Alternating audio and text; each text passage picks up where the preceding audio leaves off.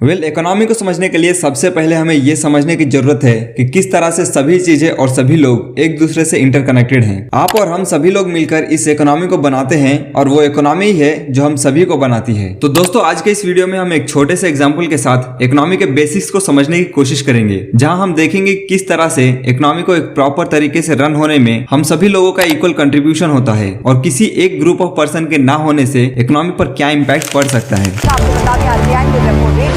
इजाफा किया है। A rough week for the banking industry. The collapse of Silicon Valley Bank, the second biggest bank collapse in U.S. history. हमारा number लगेगा नहीं लगेगा कुछ पता नहीं। According to data from the International Monetary Fund, India has now reportedly overtaken the United Kingdom to become the fifth largest economy in the world in the last quarter of the year 2021. तो चलिए मान लेते हैं कि एक young entrepreneur है राहुल, जिसके पास एक बहुत ही बढ़िया बिजनेस आइडिया है। लेकिन इस बिजनेस को स्टार्ट करने के लिए राहुल को इनिशियल फंड की जरूरत है और इसके लिए राहुल अपने पास के बैंक में जाता है, जहां उसे 10% की रेट ऑफ इंटरेस्ट पर लोन मिल जाता है और वो अपना बिजनेस स्टार्ट करता है। राहुल उन पैसों से वो सारी मशीनें खरीदता है जो कि उसकी मैन्युफैक्चरिंग में यूज होने वाली है। इसके बाद वो कुछ स्टाफ्स और लेबर्स को भी हायर करता है, जिससे यहाँ पर एक एम्प्लॉयमेंट क्रिएट होती है। बेसिकली देखा जाए तो राहुल जैसे एंटरप्रेन्योर्स प्रोडक्ट्स या सर्विसेज के साथ साथ एम्प्लॉयमेंट भी क्रिएट करते हैं और इस पूरे प्रोसेस से राहुल और उसके एम्प्लॉयज को इनकम आता है।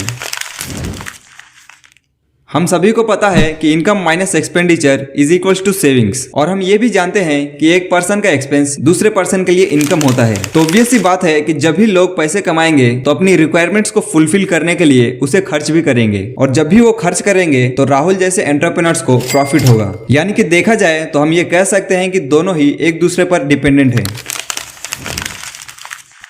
अब खर्च करने के बाद जो भी पैसा बचता है उसे सेविंग्स कहते हैं, और इस सेविंग्स को सेफ रखने के लिए नॉर्मली लोग अपने पैसों को बैंक्स में डिपॉजिट करते हैं, जहां उन्हें कुछ रेट ऑफ इंटरेस्ट मिलता है। मान लेते हैं कि ये रेट ऑफ इंटरेस्ट 4% का है। अब बैंक्स इन पैसों से राहुल जैसे एंटरप्रेन्योर्स को लोन देती है या फिर कहीं इन्वेस्ट करती है जहां से उन्हें हायर रेट ऑफ इंटरेस्ट मिल सके। जैसे कि इस केस में बैंक्स ने 10% की रेट ऑफ इंटरेस्ट पर राहुल को लोन दिया था। अब यहाँ देखा जाए तो बैंक्स राहुल जैसे एंटरप्रेन्योर से 10% का इंटरेस्ट कमा रही है, लेकिन अपने डिपॉजिटर्स को सिर्फ 4% का इंटरेस्ट दे रही है, और बाकी का जो 6% है वो बैंक्स का प्रॉफिट मार्जिन कहलाता है। अगर हम देखें तो बैंक्स लोगों को लोन देने में हेल्प कर रहे हैं और लोग अपने पैसों को बैंक्स में डिपॉजिट करके एक तरह से बैंक की हेल्प कर रहे हैं, यानी कि दोनों ही एक दूसरे पर डिपेंडेंट है। तो बेसिकली इकोनॉमी को स्मूथली रन होने में सभी तरह के लोगों का इक्वल कंट्रीब्यूशन होता है, और अगर किसी भी ग्रुप के लोग अपने कंट्रीब्यूशन से पीछे हटते हैं तो इकोनॉमिक कोलैप्स भी हो सकती है। चलिए इसे भी समझते हैं।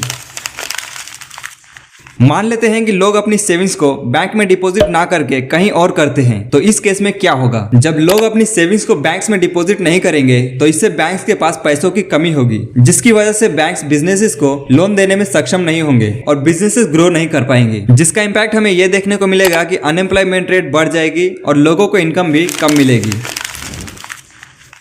अब चलिए दूसरा केस लेते हैं। मान लेते हैं कि सेंट्रल बैंक अपने इंटरेस्ट रेट यानी कि रेपो रेट को इंक्रीज करती है, तो इस केस में क्या होगा? दोस्तों, रेपो रेट वो रेट होता है जिस रेट पर सेंट्रल बैंक जैसे कि आरबीआई, कमर्शियल बैंक जैसे कि एसबीआई, एचडीएफसी एक्सेट्रा को लोन देती है। तो अगर बैंक्स को हायर रेट ऑफ इंटरेस्ट पर लोन मिलेगा तो ऑब्वियसली वो अपने लोन्स के रेट को भी इंक्रीज करेंगे, जिसका इंपैक्ट ये होगा कि बिजनेसेस लोन लेना अवॉइड करेंगे और इसकी वजह से अनएम्प्लॉयमेंट जैसी चीजें बढ़ जाएंगी।